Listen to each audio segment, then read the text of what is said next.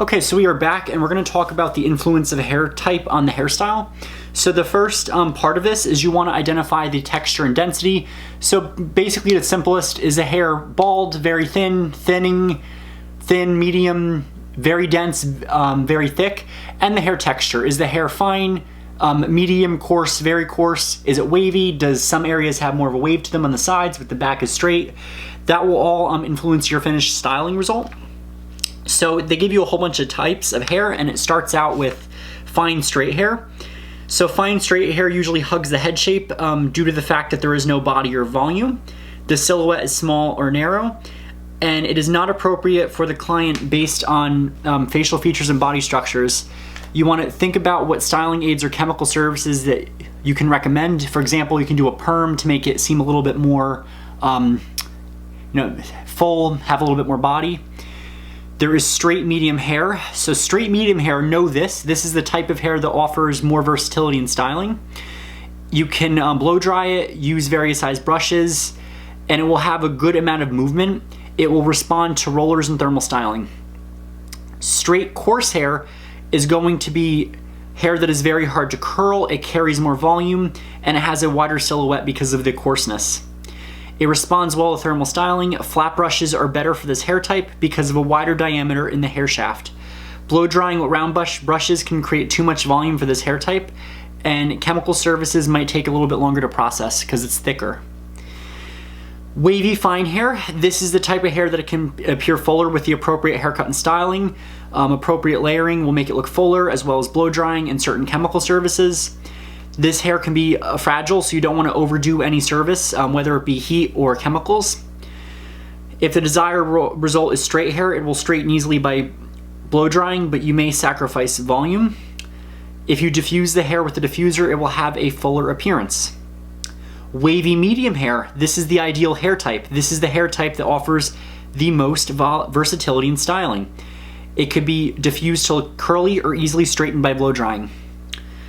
It's also the most easiest hair to work with. Wavy coarse hair. This is the type that can produce a silhouette that is very wide, and the hair can appear unruly if it's not shaped properly.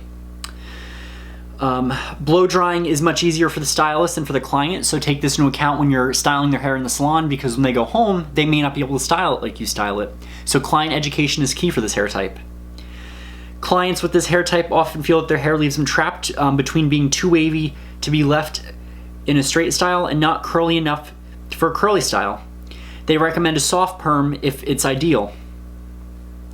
They also recommend a chemical relaxer if the client prefers a straight look. I would challenge that and say try to do a keratin treatment because you might get a better result and you'll have more options if they want a color service.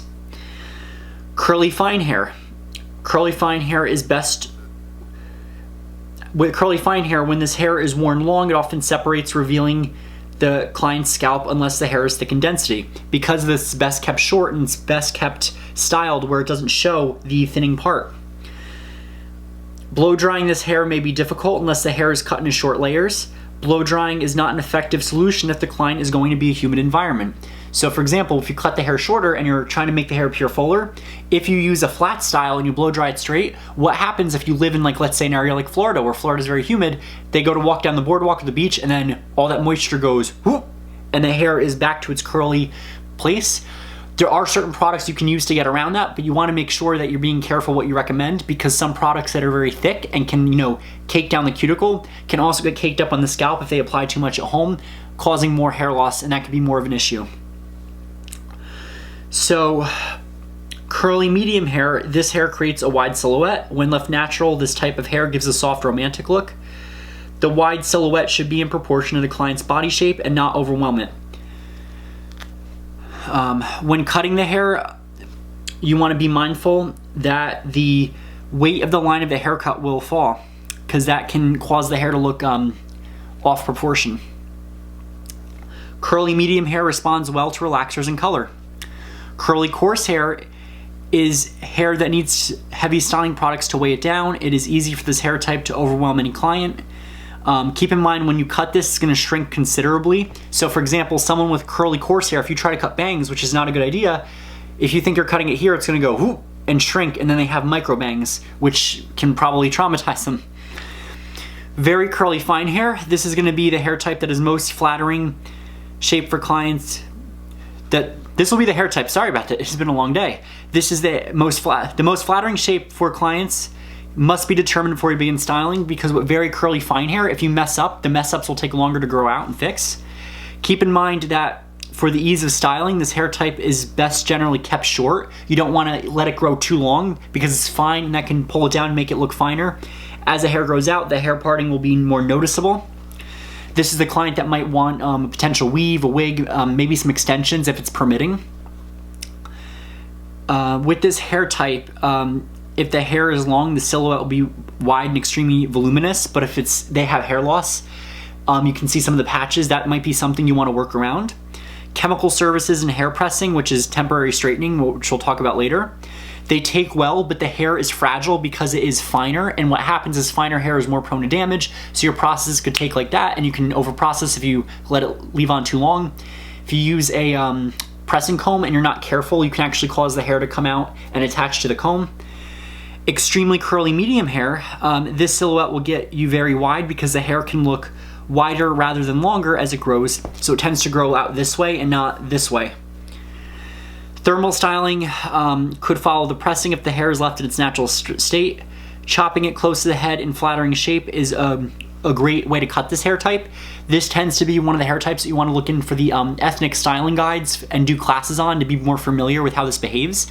And any type of curly hair, sources like WeDad, they have a special class that you can take that certifies you in cutting and styling curly hair because you have to treat the hair differently. Extremely curly coarse hair, this will be very wide. Chemical relaxing is often recommended to make it easier to style with other thermal services. The hair type is often too thick to tie back in a ponytail. So if the client doesn't want any chemical services and wants easy care, suggest a short, chopped layer look to make the silhouette narrower. So that is a section. Read over these, become familiar with these. They don't have any pictures in this, so what happens is that students tend to get confused. I always recommend that you search this on Google, or even like I said before, pull out the hair magazine and try to apply these terminologies to the hair types that you're seeing in a magazine. So now we're going to learn how to create harmony between hairstyle and facial shapes. Basically, when we're looking at the face, we want to make the face look like an oval. That is going to be in the section when they talk about the different face types. The oval face is the ideal face shape, and it's typically what we're trying to create the illusion of when we're styling and shaping other clients' face shapes. There's 7 basic facial shapes: oval, which is the ideal; round, square, triangle, which is also called the pear-shaped; oblong, diamond, and inverted triangle, also called the heart-shaped face.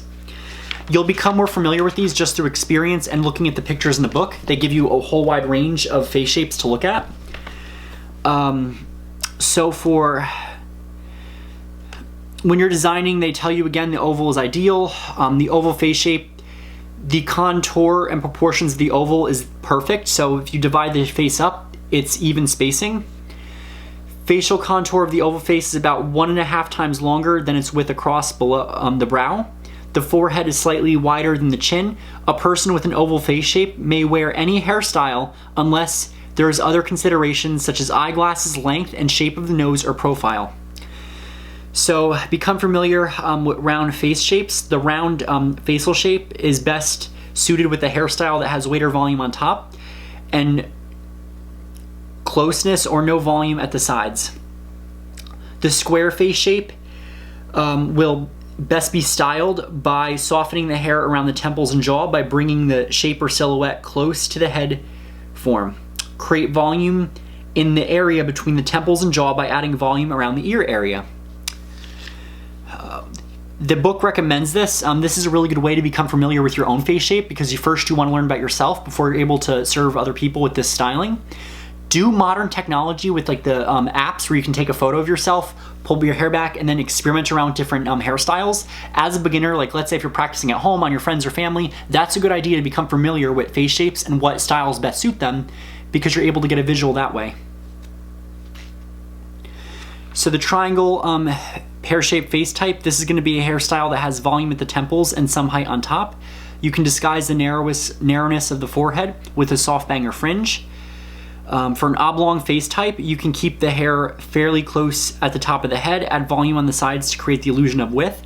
The hair should not be too long as this will elongate the shape of the oblong in the face. Chin length styles are often most effective for this face type. For the diamond face, the style that you want is to increase the fullness across the jawline and in the forehead while keeping the hair close to the head at the cheekbone line. Avoid hairstyles that lift away from the cheeks or move back from the hairline on the sides near the ear area. For your heart face shape, you want a style where the hair close by the head has no volume. They worded this weird. Style the hair close to the head with no volume.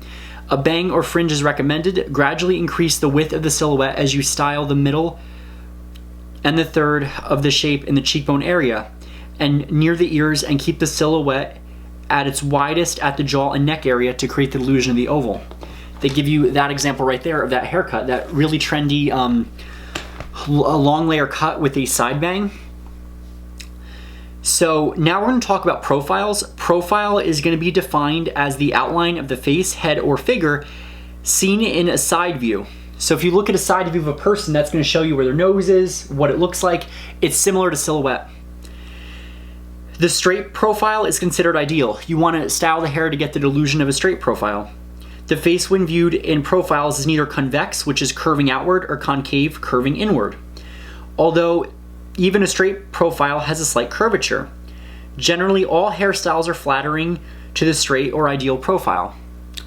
So your convex profile, think of vex, like you vex out, convex. Or if you can't remember that, think of concave if you're given this in the test, where concave is going inward. Someone with a convex profile has a receding forehead and chin. You want an arrangement of curls or bangs over the forehead. Keep the style close to the head at the nape and move the hair forward in the chin area. So like an A-line bob is really good for this, or a graduated bob that is straight and close to the face. Or if you're using curls, style the curls accordingly. Concave profile, on the other hand, is caving in. It should be accommodated by, concave profile is a prominent forehead and chin. That's the area you want to disguise, with other features that recede inward. It should be accommodated by softly styling the hair at the nape area with upward movement. Do not build hair onto the forehead, as that will accentuate the caving in of the face. Another way to recommend this is check out the shapes in the book. Take some photos of side profiles of people and draw a line. If you see the line, going kind of even, it doesn't point out drastically, it doesn't cave in drastically, that's typically a straight profile. If you draw a line and there's a huge bulge where the nose is and this area, it's concave. If you're drawing a line and it tends to almost go like it bends inward as you're drawing, that is a concave profile. Convex is when you draw out and the nose is out. I'm sorry if I repeated myself twice there.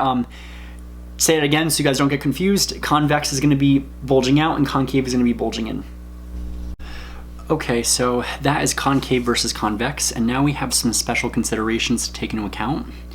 So some special considerations, these are going to be things like facial defects, if a client wears glasses, if a client has hair loss, or maybe some kind of scar or anything that is not typical. With special considerations, you want to know if their forehead is wide, narrow, or receding. So a wide forehead, you want to direct the hair over the sides of the forehead. For a narrow forehead, you're going to direct the hair away from the face at the forehead. Lighter hairstyles may be used at the temples to create the illusion of width. For a receding forehead, direct the bangs over the forehead with an outwardly direction and volume. In that book, they give you examples, but I can tell you that that one hairstyle right there is something that I used to love to create, and my teacher would freak out because that hairstyle tends to, it gives you like not much of an attractive modern look. It's very dated. That's another example of one of, I call it the X-Men hairstyle. That hairstyle that I used to love to do, like to make it fashionable. Some of these styles in here are a little dated. A lot of modern styles tend to be cookie cutter, and I hate to use that word, but they are. The styling's very similar. You're using the same method, so don't get super confused with this. Know that the middle or third of the face, which has the eyes, you can have close-set eyes, wide eyes, a crooked nose, a wide flat nose, a long narrow nose, a small nose, and a prominent nose. And you want to first, pull the hair over if you're considering a style, because even with styling, if you style someone's hair wrong, it can make their large nose look even longer and they look like a wicked witch. Or if they have a small nose and you style it wrong, it can make it look like it has no nose. This is also important when you're talking about facial features. The hair can do so much. This is a good example of when you have the marriage of a makeup. So if you have a makeup artist you're working with, you're going to work together and use the power of makeup and the power of hairstyling to create a look that diminishes the flaws and brings out the more attractive features. So read those styling tips on how to help that. The lower or third of the face, which is going to include the jaw. So the first third is the forehead, second third is the eyes, and the third is the jaw. Jaws can be round, square, long, receding chin, a small chin, or a large chin. You want to style the hair to kind of accentuate that and go along with it. You don't want to exaggerate it. So with a large chin, for example, the hair should be either longer or shorter than the chin line, so to avoid drawing attention to the chin. You also want to know that head shapes, not all heads are round, so I hate to use this morbid example, but if someone has part of their skull removed, that will cause a concave shape. If a client has a larger size head, that will also play a role in this. You want to decide how much volume to use, because if a client has a big head and you increase the volume, you can make the head look a lot larger. People that wear glasses are also an important consideration, because if you wear glasses, that's also going to affect how it pushes the hair up. So if you have hair that's cut in a very unique way, it can cause the bangs to bounce up, it can cause the sides to bulge out, depending on the size of their glasses. Some glasses can be fashionable, some clients wear contacts. This is an important part of consultation. You want to ask the client, do you have reading glasses? Do you wear glasses for anything? Is there anything that I need to be aware of regarding eyewear with how I style your hair or how I cut your hair? So you want to know that hair partings too can also be used as a focal point. So hair partings can be very powerful. They can make a style appear very natural. They can make a style appear dramatic, fashionable. Partings can do a lot, and this also incorporates into the color chapter, because where we place our foils and we're doing foiling or color, that can, play a role in how we part the hair and how we style it. So you don't want to, place your color or foil off part. You don't want to go against a cowlick parting, because that can cause a bad style. So for best results, they always recommend incorporating the natural part in the finished style. The partings for the bang, the fringe area. The bang area is also known as the fringe area. So when they call the fringe, that's also known as the bang. Be familiar with that, because that will be on your test. This is the triangular section that begins at the apex, high point of the head, and ends at the front corners. The bang is parted in 3 basic ways. A triangle parting is the basic parting for bang sections. A diagonal parting gives height to a round or square face with width to a long thin face. A curved part is used for receding hairline or high forehead. So a curved part can also be that side bang. If you're cutting a style that's for a rock star, they tend to want a side bang. Your triangular part is your typical for your A-line bob if you're doing a bob with bangs. A diagonal part is really good for the graduated bob, or if you're doing like a trendier look. And know that you can part your style in 4 different parting ways. You can do a center part, a side part, diagonal part, and a zigzag part. Your center parts are more classical. They're used for an oval face, but also give an oval illusion to wide and round faces. You want to avoid using center partings on people with prominent noses. So if they have a really large nose and you do that center part, it's going to make that nose appear larger. Side partings are used to direct hair across the top of the head. They help develop height on top, and they make thin hair appear fuller. Diagonal back partings are used to create the illusion of width or height in a hairstyle. And zigzag parts are used to create a dramatic effect. Typically, we don't really use zigzag partings. That tended to be something that was done in the 90s, early 2000s, kind of like that vintage fashion look. So if you're a younger client that wants that, that's a good way to do that. You can also place the color in a different pattern to create a very dramatic, fashionable effect. And those are your partings up there. So designing for men, typically the same design principles apply for men. Obviously, we live in a time where we're not big on gender stereotypes anymore, so anything can work for men. Men can color their hair, men can be just into styling as females can. Men's hairstyles became very prominent in the 1960s. Be familiar with your history, the British invasion, the Beatles.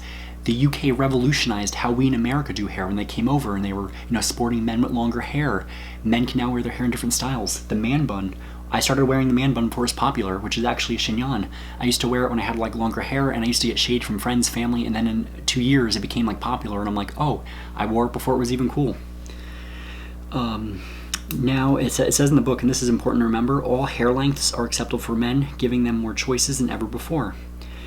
So when you're working with men, the other important thing to remember is lifestyle is important. Is your client an athlete? So if so, do you want to design a haircut and color that doesn't go with their lifestyle? If they're a swimmer, that will affect their hair.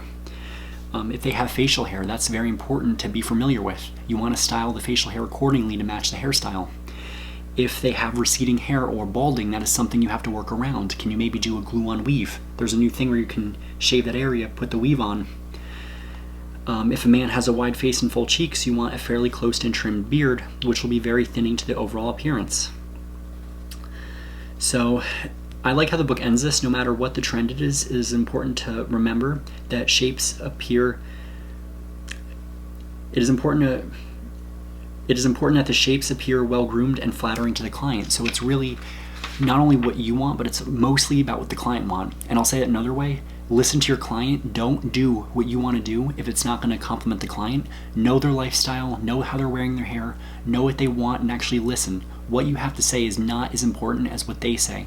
Listen to them and then repeat it back to them in an appropriate fashion, and talk about the consultation. Know the lifestyle, what they like, what they don't like. Is there anything of interest, anything that they should know? Do they wear glasses? Things like that matter. I'm sorry if this was a little long. I figured, you know what, this is kind of information that I'm going to let a lot of you read the technical stuff with the face shapes, because that's something that you'll have to become familiar with. But I'm going to give you the general basics in this video, which I hope help. And if there's any questions on hair design, designing for men, designing for women, trends, tools, comment down below, let me know, and I'll try to clarify some things. So before I go, the next chapter is going to be chapter 15, scalp care, shampooing, and conditioning. It's going to form the basics of what we learned in cosmetology school, how to properly shampoo the hair, what shampoos to use, what conditioners, and what products.